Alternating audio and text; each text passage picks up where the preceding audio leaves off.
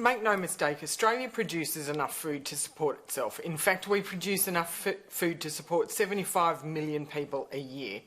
But rice is the exception. Unlike other commodities, rice is entirely dependent on water.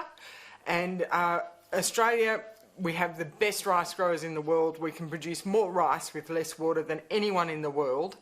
But because of the ongoing drought, we've had rice growers in the New South Wales-Murray, 0% water allocation for 2 years now, 2 years in a row. So our rice harvest in Australia has decreased from an annual average of about 800,000 tonnes to around 55,000 tonnes. And as a country, we eat 300,000 tonnes of rice a year. And so this is going to be disproportionately affected by the fact we can't trade with Vietnam at the moment. Do you think this is going to let up soon, or is this going to be a long-term issue? Well, COVID has thrown another spanner in the works. You're absolutely right, because normally our rice industry is well equipped to deal with the peaks and troughs of rice production because it is so dependent on water. We have developed really good trading partnerships with countries around the world, including Vietnam. We know that we can guarantee the quality of the rice when we do trade with those countries.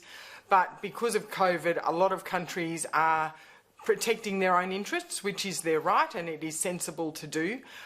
For example, Vietnam has said that they will no longer be exporting any of their rice, so that takes that rice out of the market for us, and we've got to source enough rice to feed our nation, and that's getting harder to do. So we also need to have a good look at our internal policies and what we can do to ensure that we get a rice harvest, a rice crop in the ground next summer, so that we can have a good rice harvest next year and start producing our own rice. One thing we can take comfort, though, in is that a number of the key industries are still going strong, so we shouldn't be expecting shortages in things like dairy. That's right. Dairy, we only import about 9% of the dairy that's consumed in Australia, and normally they're sort of products like specialty products, cheeses and location-specific products. But we definitely produce enough dairy in Australia. In fact, we produce enough to consume what we make here at home as well as export.